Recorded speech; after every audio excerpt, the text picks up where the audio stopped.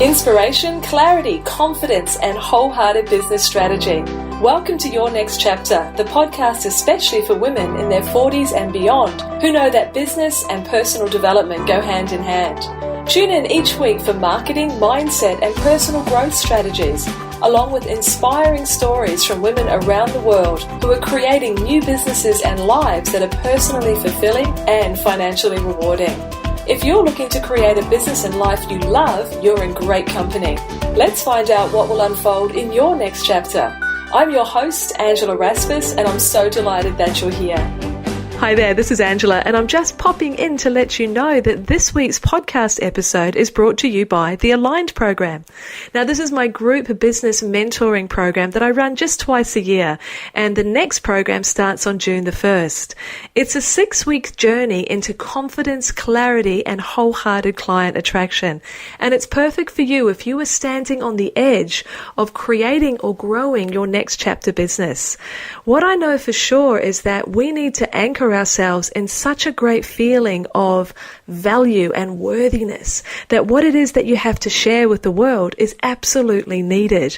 And so that's always the anchoring point where I start the Aligned program experience. From there, we're going to be diving into all things business. We'll be looking at how to use your story and your background to get your message across and to connect with your most aligned clients. We'll be looking at wholehearted marketing and sales. We'll be looking at creating a framework for you to actually nestle your business within. There's all sorts of goodness within the 6 weeks, including 2 fantastic guest presenters who'll be talking to you about storytelling and also about soulful client pathways from discovery right through to investment. It really is an action-packed and rich and deep program that can make an enormous difference to the business that you are longing to create. So pop over and see if the program is a good fit for you. Go to angelarasmus.com/aligned.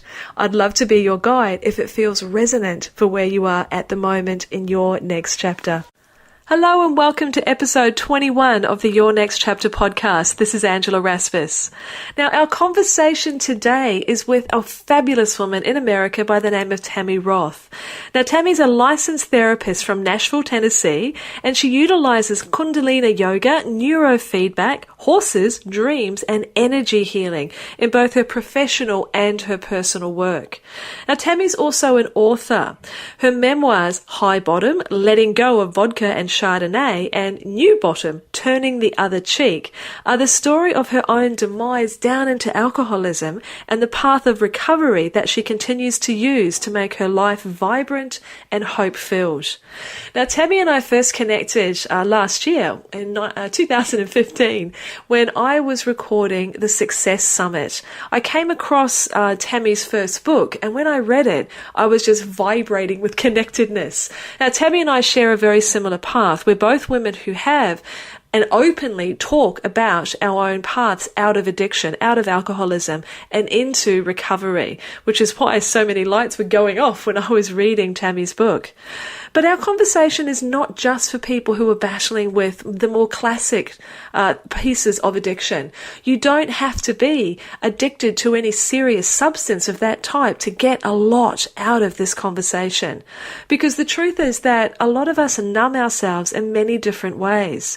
When we don't really enjoy what's happening in our lives, and some of our dreams are unfulfilled, if we have past trauma from our childhoods that we really need to heal, but we're not ready to look at yet, there's many, many ways of numbing yourself, from busyness and procrastination to shopping, exercise. There's just so many ways. If you pause and look at your own life, you may find that there are some behaviors going on that perhaps are hiding things that you need to look at.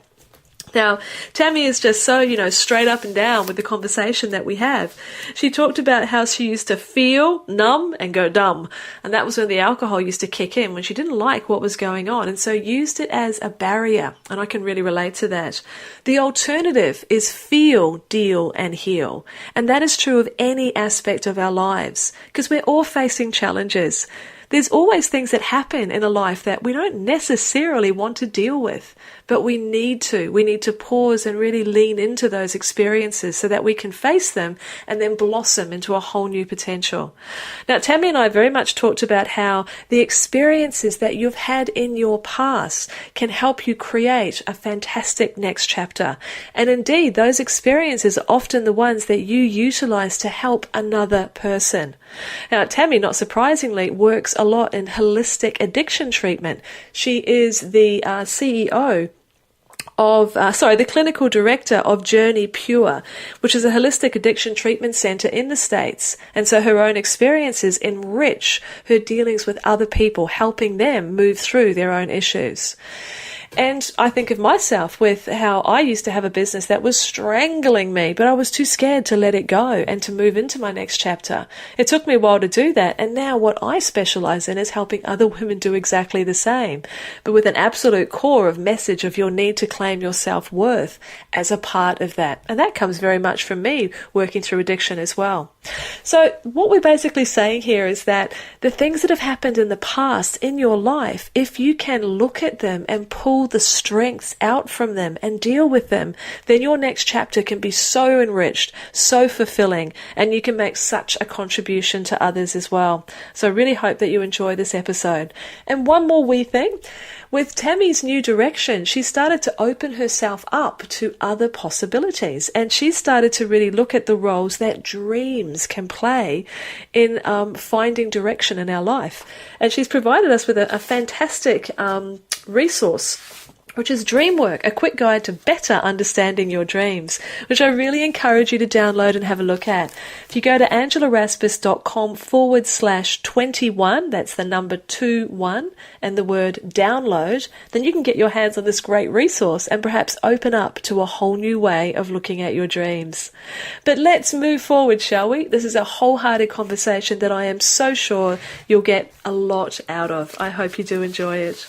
Well, good morning, and thank you for tuning into the Your Next Chapter podcast. We're up to episode 21, and today I'm having a wholehearted conversation with Tammy Roth, who is in Nashville, Tennessee, and she's the clinical director of Journey Pure, a holistic addiction treatment center in America, but also a brilliant author, and that's how I first came across Tammy. We had a conversation on my second ACT Success Summit last year where we talked about her journey, and I enjoyed that conversation so very much. I was absolutely committed to bringing her back again so that you can tap into the wisdom and the journey that Tammy's been through.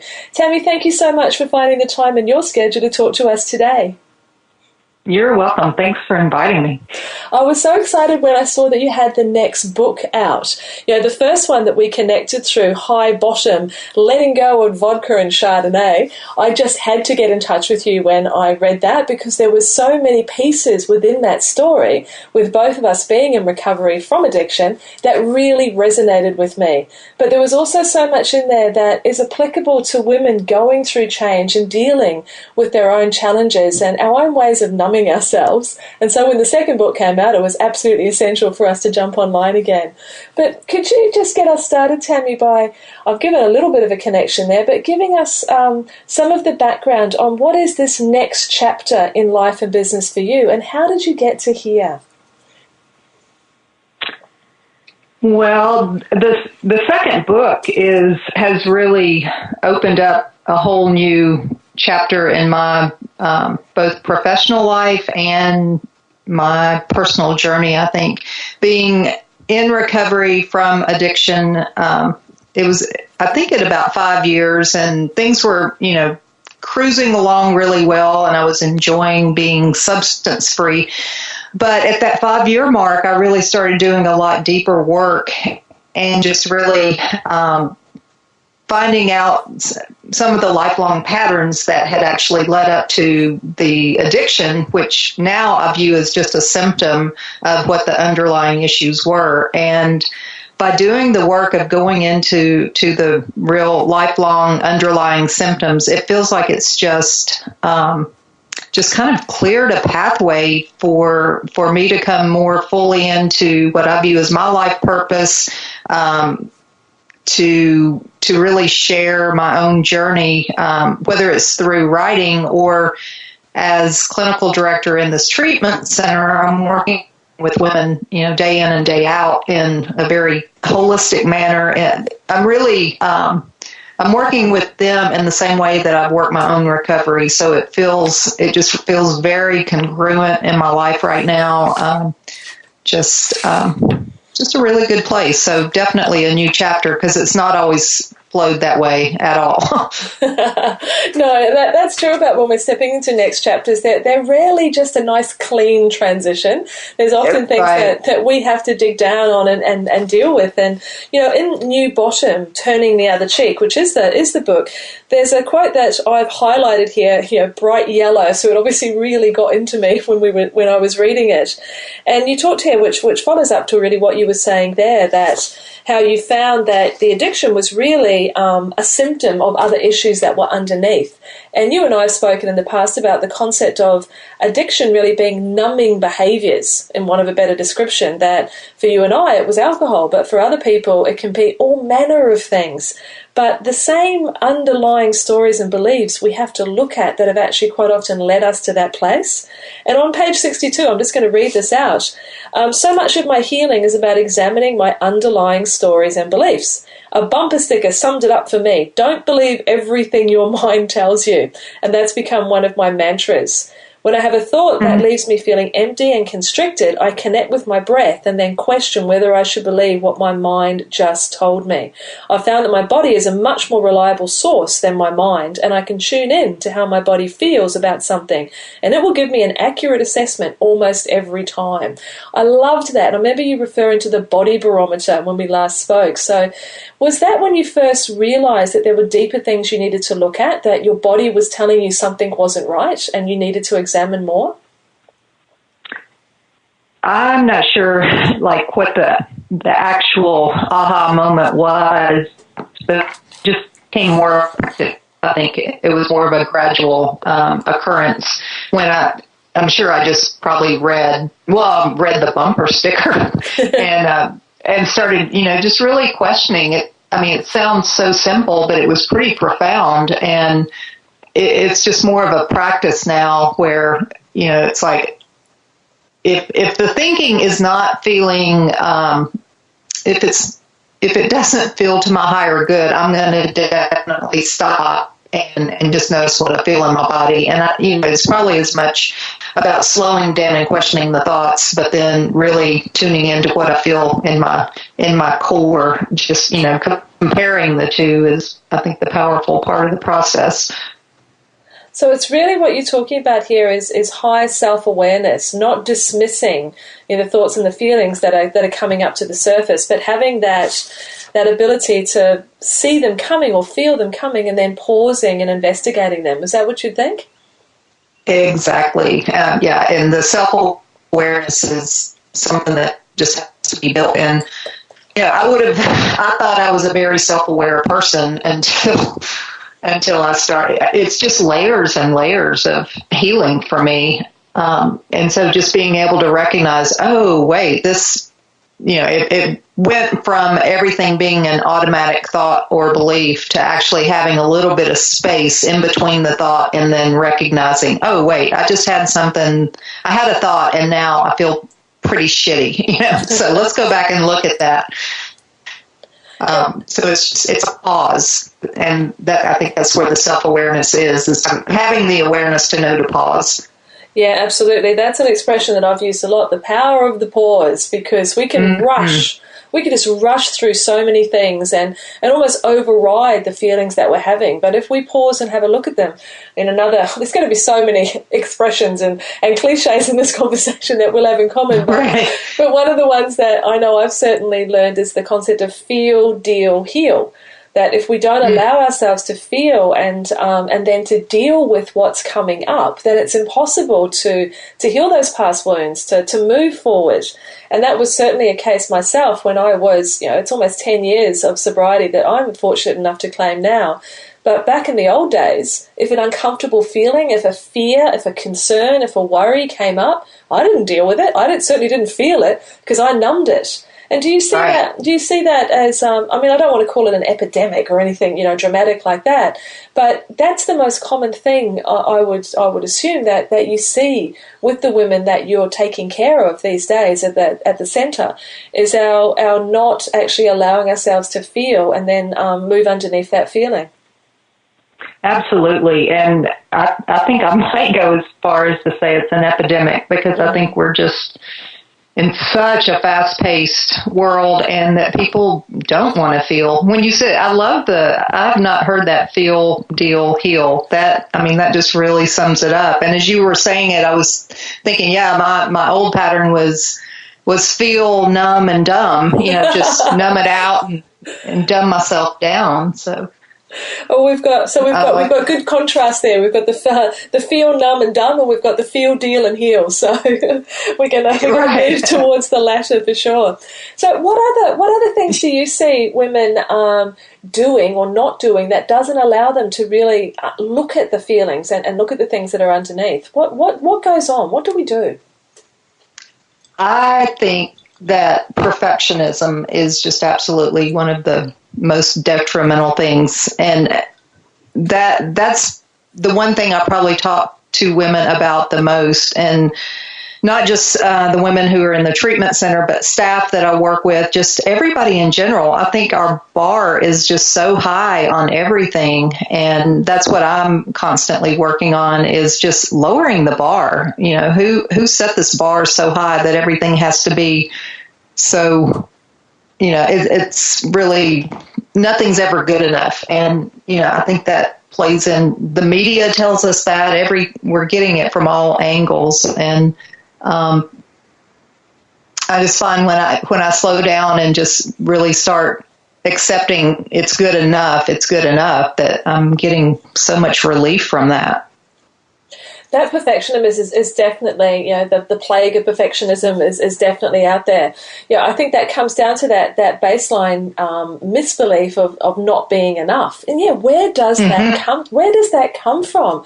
I mean, I guess if you really started to dig into it, there's definitely passions in our past that have formed the beliefs that we have today. What did you discover with that sort of philosophy when you hit that 5-year period of sobriety and then started to really uncover what was in the background that perhaps had led to those feelings? Because you were very much a high achiever and very much a perfectionist, reading your first book.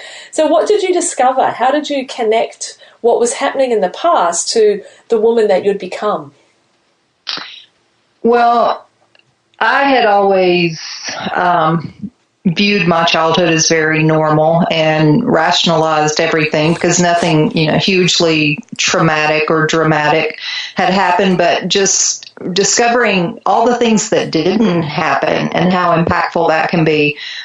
Just ultimately, I think it comes down to having parents with their own unmet needs. And so then they come together in a relationship trying to meet their needs with each other, and they just continue their own pattern of not getting their needs met. And so there's nothing left for the children.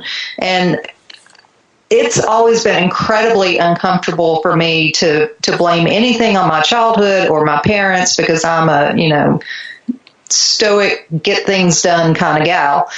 But it came down to, back to your slogan, I had to feel what I was missing, and I had to deal with the reality of what my childhood was like to be able to heal it. And I do believe that so many people, that feeling of lack, that underlying shame of not being good enough is, goes back to not getting what you need as a child, not having the unconditional love and really a lot of emotional safety and that type thing. And when we have so many people walking around with unmet needs and not healed, it just keeps getting passed on generation to generation. And I think the perfectionism and the workaholics and, just being overproductive, overachievers, all of that is pretty rampant. So there's that feeling of not enoughness, therefore I need to operate at a higher level to sort of fill the hole in the soul, so to speak. Right. And I guess what you're talking about here, and this is something that I've certainly looked at as well, that the reality is no one has the perfect childhood. I mean, that's a myth, that's a leave it to be the sort of myth. There is always going to be gaps and disappointments or whatever else. But if we can, apart from, situations where there was absolute, abuse, but we're not talking about that. We're talking about just unmet needs that we have to recognize can lead to a void within ourselves. It's not about blaming. It's not about pointing the finger and you made me this way. It's about honestly and openly, and wholeheartedly examining the past, recognizing where the patterns have come from, and then deciding to make changes to become the person that you want to be. Is that how you'd see, the overall process? I know that's really simple, but if we're going to put it in simple terms of somewhere to start. That's pretty much it. And I would say the one other important piece for me was really acknowledging that wounded child, giving her a voice and letting her be seen. And that's also language that I always just cringed at. It's like everything about me was so stoic and adult-like. I didn't even want to think about an inner child, but that's what really needed to be brought from the shadows and allow the wounded little girl to come forth. And now I feel like I can fully show up as an adult instead of constantly being triggered and feeling like a 6-year-old that just got her feelings hurt. It's recognizing those triggers, yes. And there is, on page 16 in your book, very early on, you make such a statement that, again, rang so true for me. You said, time does not heal trauma, consciousness does. Shining the light on the darkness was the key to moving past it. And that takes courage. It does take courage to turn around and say, okay, I'm ready to look at what's happened in the past. And that process, what did you find as being helpful for you to be able to actually turn around and shine that light on the darkness, so to speak? What helped you get the courage to face it and to deal with it?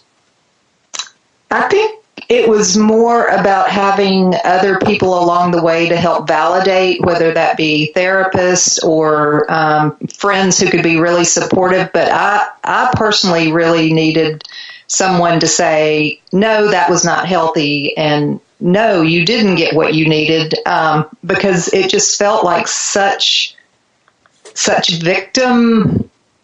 When I would go in and do the work, it's like, oh, I'm being such a victim. That's where my resistance was. And so I needed people to say, no, you really did not get what you needed. You're not a victim. You are a survivor. And somehow changing the language to that was helpful to me. But it was so important to acknowledge it because my tendency was to just scoot right over, the things that didn't go the way they should have. Oh, and I see that a lot, that idea of, well, I can't really think that I had it bad because really look over there, look at what they're going through by comparison. Exactly. We can't do that. Excuse this expression, but I've talked with some other friends and we've said, we've got to, my shit and your shit may look different, but it doesn't matter. It's our shit. We've got to deal with it. So let go of that comparison trap. That comparison trap trips you up all over the place, especially here.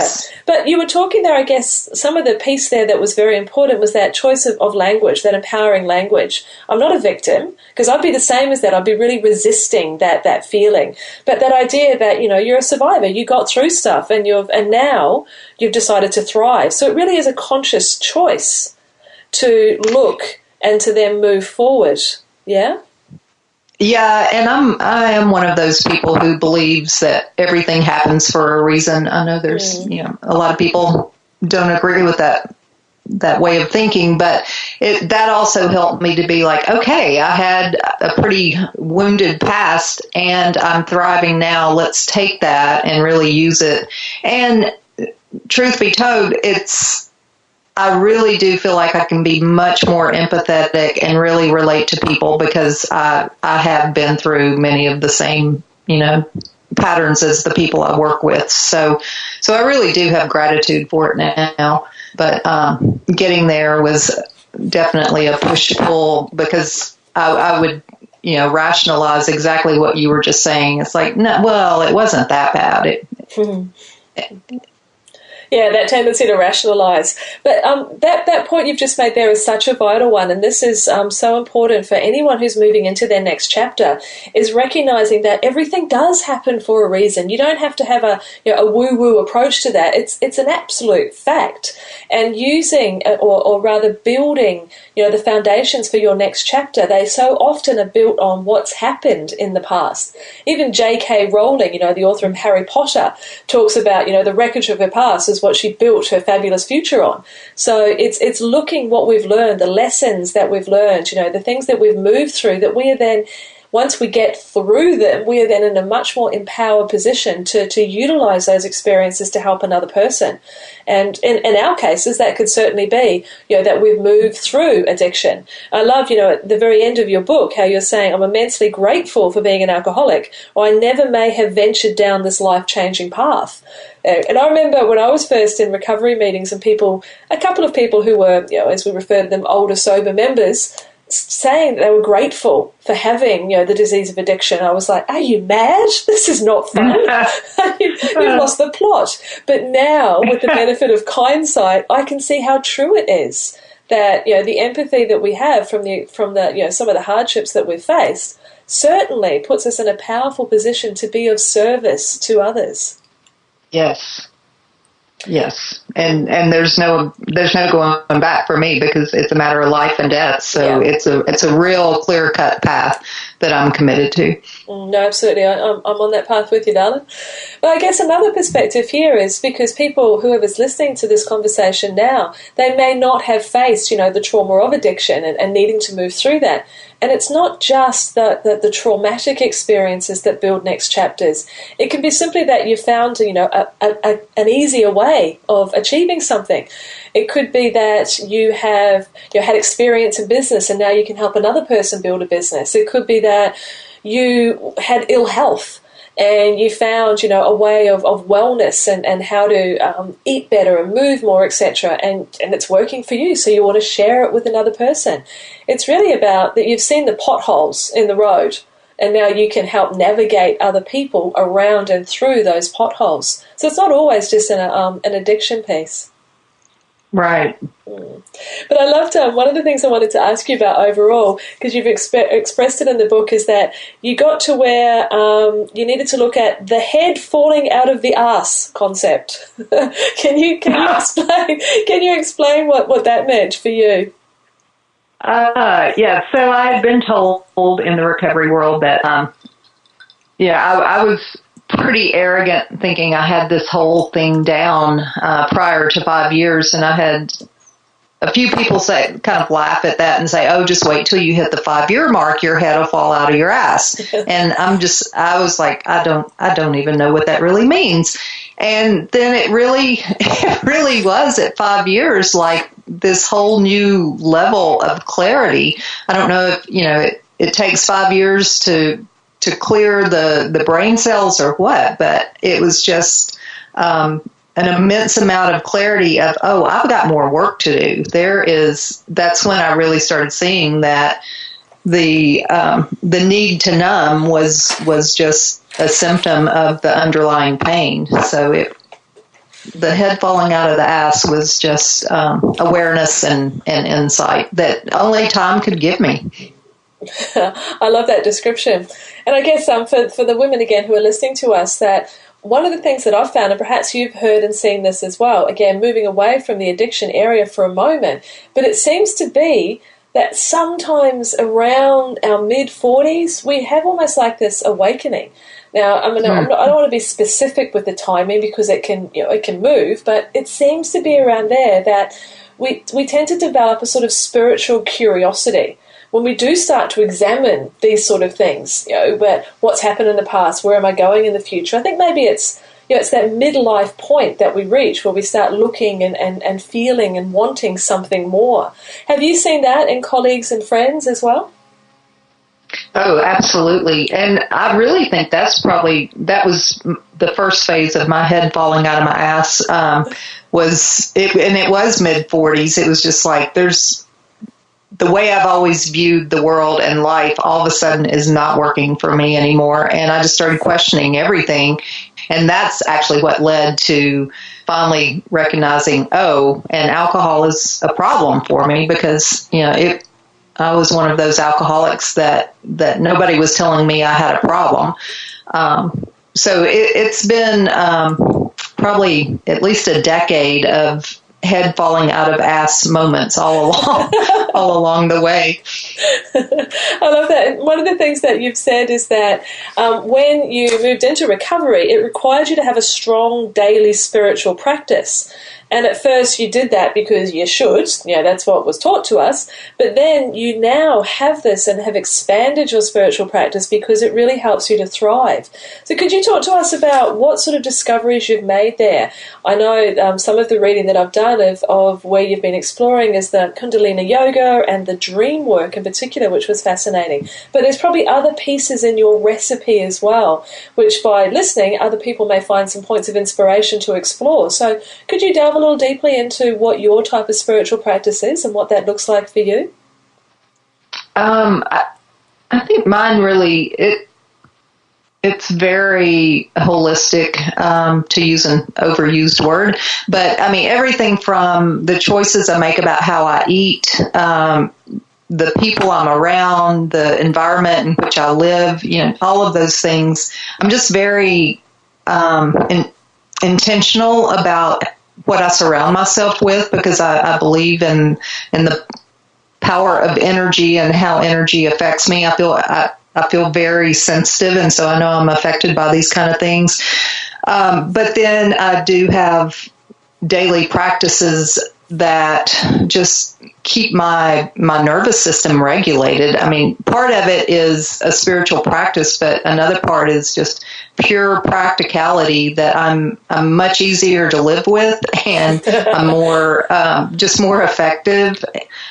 And the reality is I was using alcohol to numb anxiety and depression, and without the alcohol, the anxiety and depression is still there if I don't have practices that alleviate that. And I don't use any medication. I use practices. So from there, it is Kundalini yoga, but then I also I do a lot of fitness training. I need something to get my heart rate up and sweat. That seems to, I need the endorphins or serotonin or whatever that produces. And then journaling and just an active inner life, really taking time to explore my inner life. And I think part of that is probably because I wasn't really acknowledged as even existing much as a child. So it's like really taking the time to invest in myself is an important part now, and to not get caught up in thinking, that's selfish or whatever, but to really invest in my own spirit, my soul. And that's where the dream work really takes me into that deeper part of myself, into the subconscious, unconscious. And all of that combined is kind of my practice. That's and I'd love to. I'm going to delve down a little deeper into the dream work, because there's amongst other things, a really fascinating story there from when you went to that retreat. But just for a moment to pause and to look at the practices that you're talking about there. So it's fair to say that you've explored different things and found like the recipe that works for you. Yeah.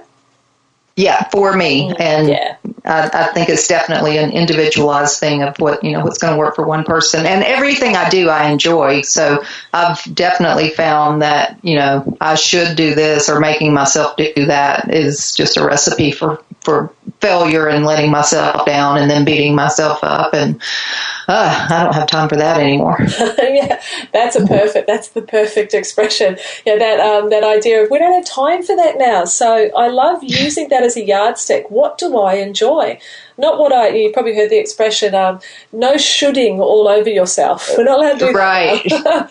So I can listen to your description of the things that you do which fill you up, and I can take inspiration or curiosity from a couple of those pieces and perhaps go and look at them. The yoga piece, I've dabbled slightly in yoga, but I was up at our local little shops the other day around the corner from where I live. And believe it or not, in the petrol station, in the gas station, there's a card there for a woman who lives 2 streets away who does yoga and meditation for women at home. And I went like, thank you, universe. I'm going to check that one out. So they popped that right in front of me. But it's that idea of what works for you. I call it the bookends of your day. You know, how do you start your day? How do you end your day? What fills you up? What I'm looking for myself, and I wish for every individual, is that feeling that no matter what's going on, you know, what are the turmoil or challenges or just everyday life, which, you know, takes a lot out of us, that inside you have this belief and this feeling and this certainty that fundamentally everything's going to be okay. And I can only have that feeling if my personal practices that support me are in place. And that's really simple. For me, it's a really short guided meditation in the morning. It's lighting a candle whilst that's happening. It's my husband bringing me a cup of tea so that after the meditation I can do a bit of freehand journaling. You know, and I loved how you said about being very intentional. You know, really wanting to be intentional about the way that you approach things and that real conscious choices. So I set some intentions in the morning. And if I do that stuff regularly and if I check in with myself, you know, just see how I'm going throughout the day. And then in the evenings, if I finish with sort of powering down with a bit of reading and a gratitude list and another, you know, a night cup of tea, then I'm taking care of myself and I can deal with the stuff that life throws at me. But, you know, for someone else, that might be going out and going for a 5K run in the morning. You know, for somebody else, that might be, you know, going up to the gym and lifting weights. For someone else, it looks different for everyone, doesn't it? So it's that self-awareness piece again, trying stuff. And if it feels good, then do it. If it doesn't, let it go.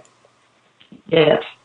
It's a real journey. So tell me about the dreams and divination. Is that how I pronounce it?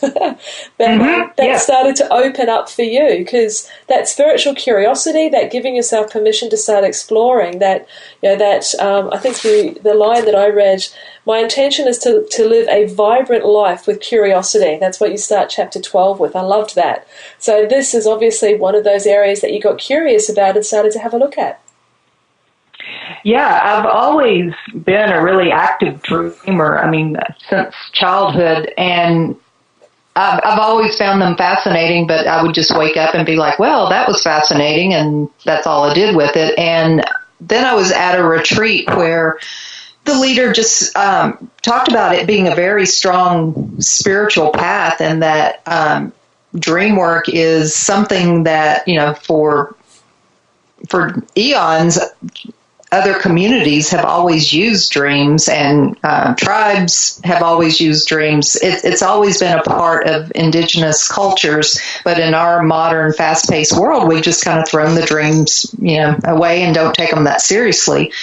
And so when I started studying more about it, there's a lot of resources out there, and then I even found a dream leader training program.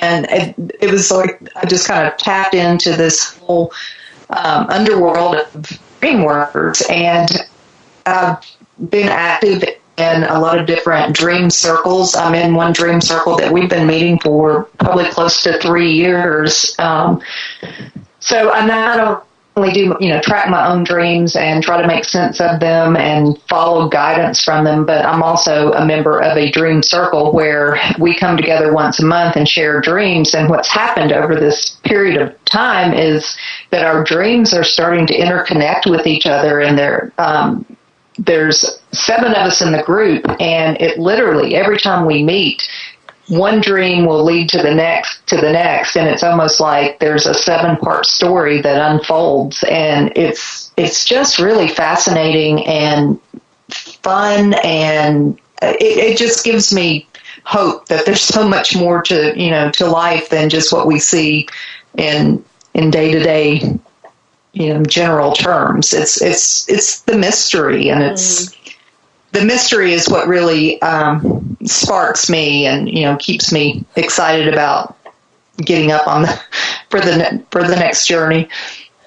That's so true. I think you've really hit that one there. It's exploring the mystery, and that again, it looks different for us. So it's just giving yourself permission to explore that. And I guess there's some people that you could talk to about dreams and divination, and they'll be going like, "That's a crock." And then when you're in the group of like-minded souls, that's when you can open up and really have that conversation. So it's really finding your tribe, isn't it? Yeah, it is. And I also find that most everybody I encounter is interested in dreams. If a person dreams, once they find out that I'm a quote unquote dream worker, they are like, "Oh, I keep having this dream." People like to talk about their dreams, so that's been really interesting to me. That it's something that transcends all cultures and ages and that type thing. Actually, I was listening to a podcast just this week on the Good Life Project, where Jonathan Fields was talking with Ariana Huffington, and she's just released a book about sleep. But they were having a conversation about the power of dreams as well, and how, as you pointed out, it's always been a part of Indigenous culture. It goes back for a very, very long time. And they were talking about in Egyptian times, there used to be priestesses whose whole job was to prepare you for sleep and then to help you interpret the dreams that you had, what were the meanings, and to go to sleep with a question and anticipate that the answer would arrive. And that sort of faith, I loved that concept. Yeah, I do too. I get excited just hearing stories like that. And tell us, when you were at a retreat, this fascinated me, and it just showed to me, there is so much that we don't understand in the world, and to try very much to walk through life with an open heart and an open mind and with curiosity, rather than, dismiss things. And I think it was Dina Metzger at a retreat, a dream and divination retreat, and there was something about the ER dream. Can you just share that? Because I just was blown away by this. Yeah, the retreat was more than just dreams. I think that retreat was called the 19 Ways, and she was introducing all these different concepts of ways that we could help save the world. And dreams were one of the ways. And so it was a group of about 20 people, and she started the day off by saying, "Who has the opening dream?" And we're like, well, what are you talking about? And I'm sitting there thinking, oh, I had a really vivid dream, but I was a little bit hesitant to speak up. And then it almost felt like everybody kind of turned and looked at me. And so I said, well, I had this dream about, and honestly, I don't remember the details exactly now, but it was more or less about being in an emergency room for souls. And it was it was an ER for the soul, and something about maybe ER doctors and nurses and gurneys. And then I come to find out the woman sitting right beside me at the retreat was an ER doctor. And here we were, all of us on this journey of trying to help the world and heal souls. And so it was just one of those aha moments. It's like, oh my gosh, you can't make this stuff up. No, it's uncanny when that sort of stuff happens, doesn't it? And I've certainly, so many women that, friends and colleagues and clients that I've talked to, is when you look back on stuff and you can actually see the connecting pieces. You couldn't see them looking forward, but with hindsight, looking back, you can see great big ticks in the boxes. Aha, that was meant to happen, and I was in the right place, and that led to this. Because that sort of experience really opened you up to looking at this more clearly and deeply, didn't it? It did, and it also really validated that, yes, I'm a dreamer, and that the concept of being a dreamer is of service to the world. So I took that, and I've just had so much fun with it. So, at the end of the day, if nothing else, I'm just having fun and connecting with like-minded people. And I really do believe it serves a higher purpose too. But just the enjoyment alone is amazing. But, enjoyment without alcohol, enjoyment without a happy hour.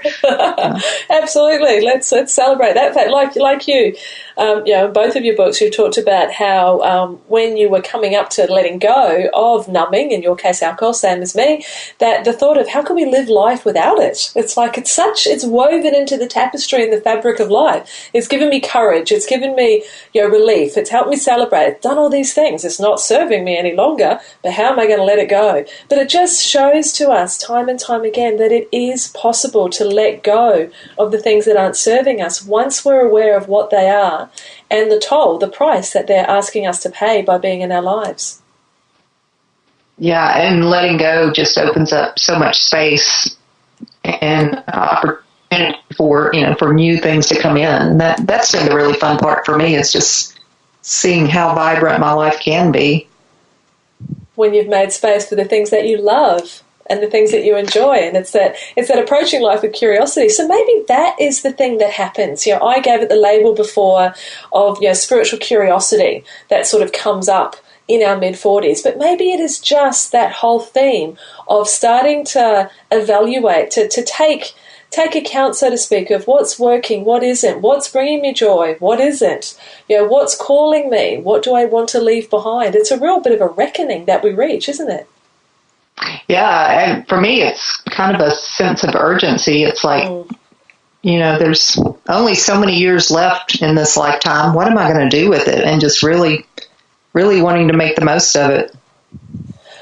Now that, I think, is a brilliant way to bring our conversation full circle, because it's different for everybody, but it's the common language of feeling that we have.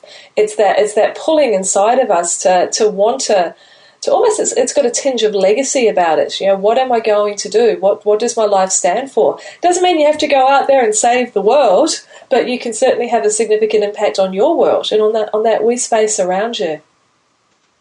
Yes. That feels like a moment to pause and ponder. And I'd really love you who's listening to us right now. What does that mean for you?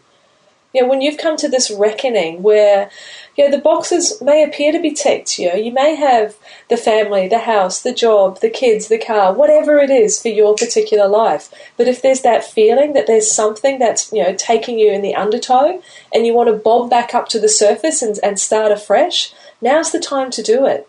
Now's the questions to ask yourself, to have that curiosity and that self-compassion, to have a look at where your life and your business, if that's the case, is, and where you want to take it in the future.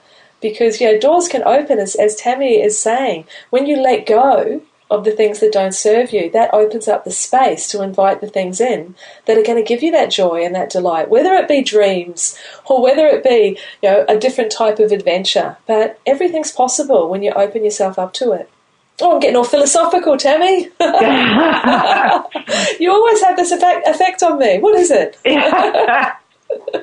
So as we're coming to the end of this conversation, you've given us a wonderful resource to play with this idea of dreaming. I'm just pulling it so I can have a look at it here. It's a quick guide to better understanding your dreams. And the way that you can access this wonderful guide, which Tammy will just give us a quick rundown in a moment, but if you go to angelarasmus.com/21, that's the number 21 and the word download, you'll be able to download this wonderful guide.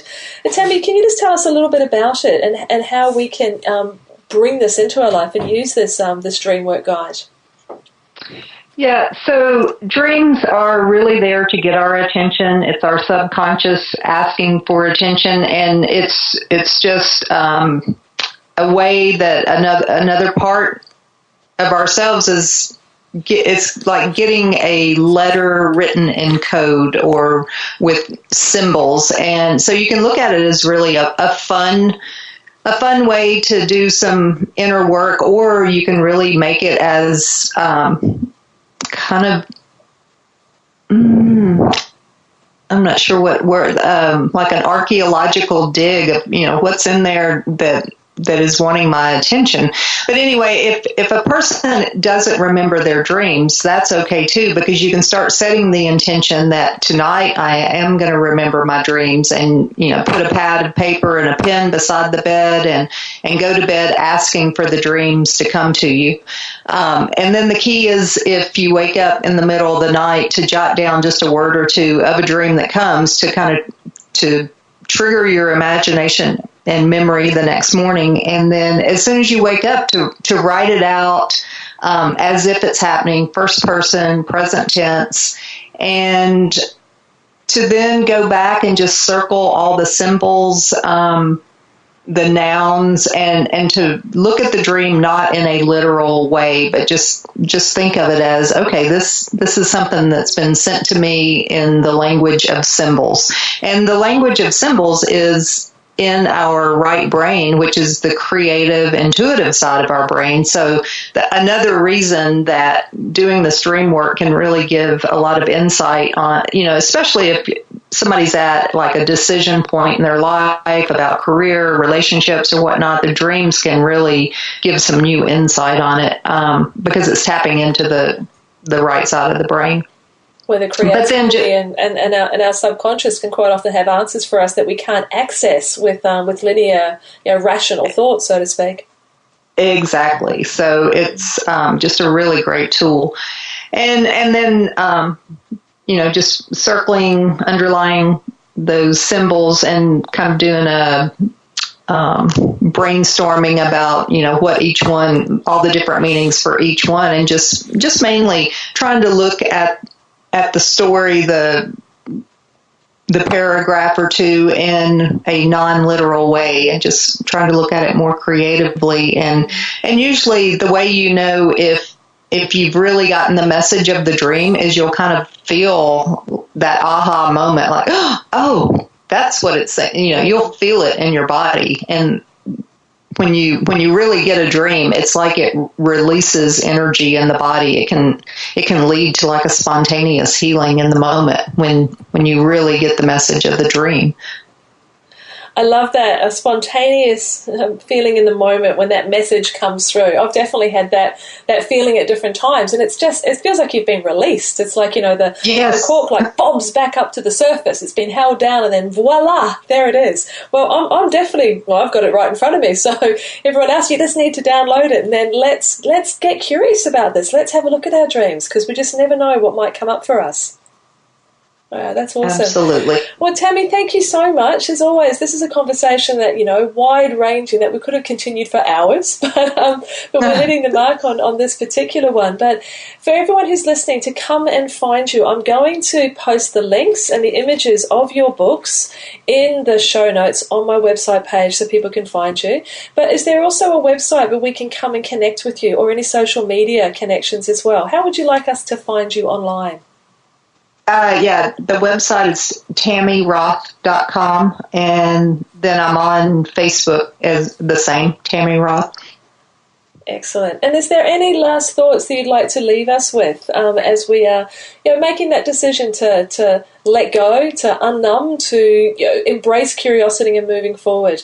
Is there anything else that you'd just like to leave as a last message to women who may be standing on that edge of their own next chapter?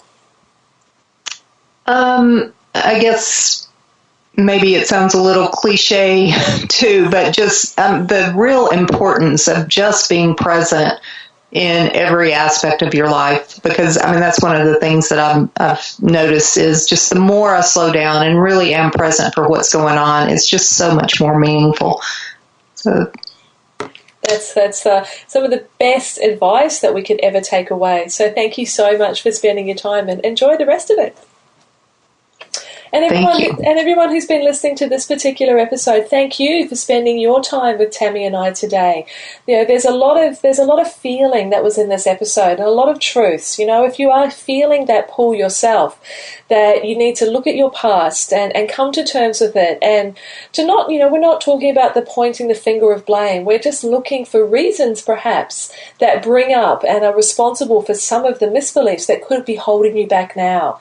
And then get some help with letting go of those, and then move into that curious phase. What's next for you? What's calling you? What is going to feature in your next chapter? If you've reached that reckoning point, like many of us do, then you're in absolutely great company. There's so many of us who are also looking at the next half of our lives, and how are we going to have significance, and what's going to be important to us, and how could we give back? And all of those pieces play a strong part in your next chapter. So I can't wait to see what unfolds in yours. And come share it with us. Come join the Next Chapter Facebook group. Comment at the end of this podcast. Leave a review. However you'd like to connect in with us, know that we're here to hear what's happening in your story, and we'd love to be a witness to what unfolds as you move forward. So this is Angela Raspis, thanking you again for spending your time with us, and I look forward to sharing another story in the next episode of the Your Next Chapter podcast. Take care and have a lovely day. Thanks for listening to the Your Next Chapter podcast. If you've enjoyed this episode, please let me know. Pop over to angelaraspis.com to subscribe to the show and leave a review. And whilst you're there, you can also enjoy valuable free resources, including show notes and downloads, along with the Next Chapter community, where you can connect with other wholehearted women on the same journey as you. We'd love to welcome and support you as your next chapter unfolds. See you next time.